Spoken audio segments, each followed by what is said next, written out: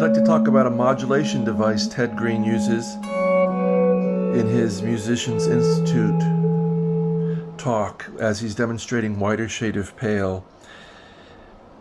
I did a little video on Whiter Shade of Pale this morning and then got to listening to Ted's demonstration on YouTube and decided to transcribe this modulation that I've always been curious about. That's something that you can do. If you hear a line that you really like, just sit and take the time to figure it out.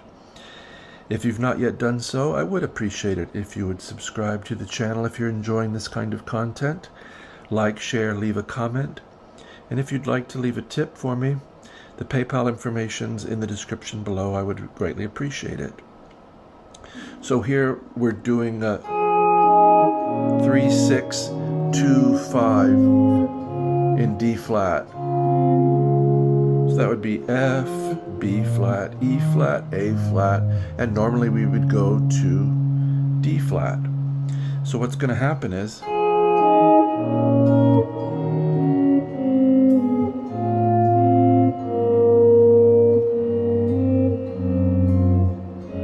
going to get to D flat, but we're going to get there through a rather circuitous route. So we have F minor, a 10th, that mighty interval, 8 and 9 of strings 5 and 2, and the minor 7 leading down to B flat minor. Here I'm catching 6th fret of the 6th frets of the 6th and 3rd strings. And then I'm getting this outer B flat here on the 1st string. So it's 3 notes, but I'm getting them all with a bar. Then we do nearly the same move from F minor. Same deal. E flat minor 7. 6, 7, and 6. E flat, G flat, D flat. Now we get A flat 7, A flat and C, 4 and 5 on string 6 and 3, and again we're getting the outer A flat on the 1st string.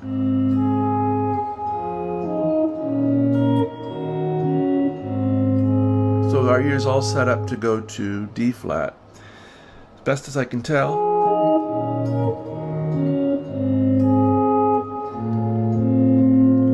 somehow we switch to an F chord in 1st inversion. And this is going to lead to a little cycle back down to D flat 1st inversion.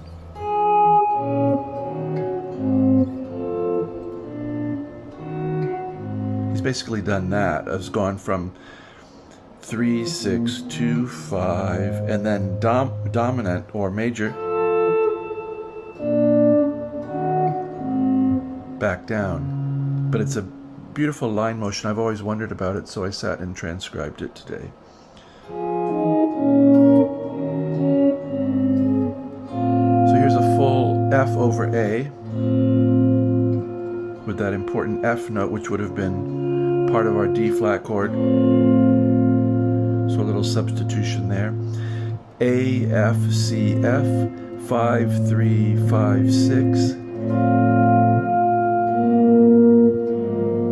And then we get this B flat 7 chord. 4, 3, 3, 6. And here he's not playing many notes. I'm giving you the full chord with the F here on the 4th string, but it kind of sounds more like this, where it's just A flat, B flat, and F. But so you know, this is a 3rd inversion B flat 7 chord, B flat over A flat. And then he's going to exploit that motion again. So this would be normally E flat over G, 1st inversion,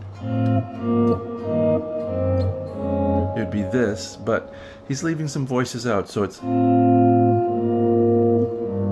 mostly just a bass note here, but it's meaning E flat major over G.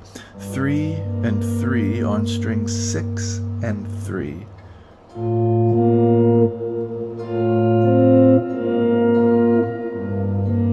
That more or less is the sound. If you want the full chord, it's here. Then we get, he just really hits two notes.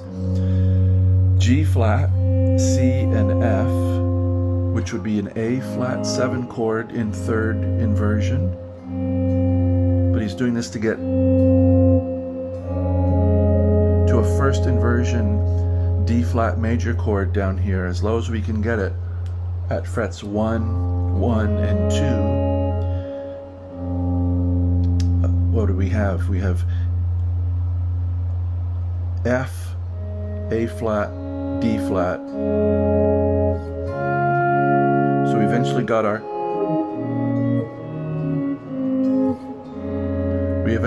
resolution, but it came after another little cycle.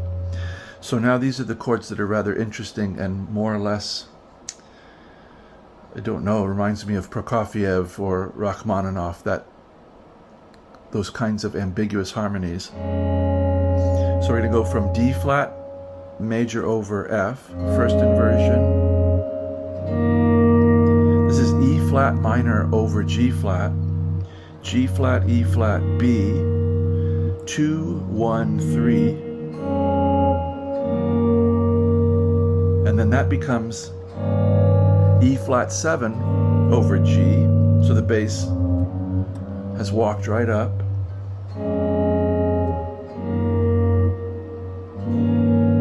G, E flat, B flat, D flat, 3, 1, 3, 2.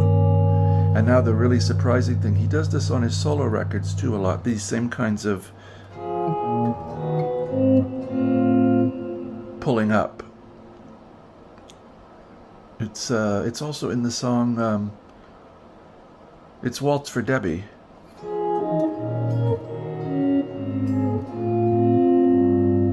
Yeah, I think it's in Bill Evans' Waltz for Debbie as well.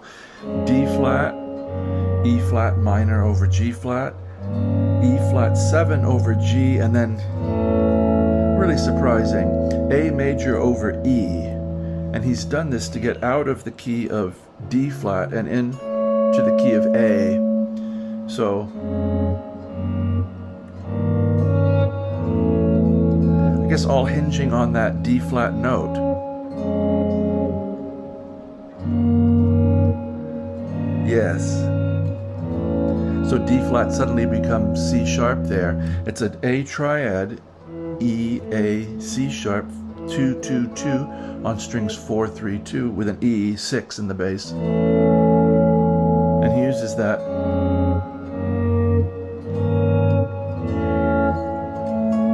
And then he starts coming down in A.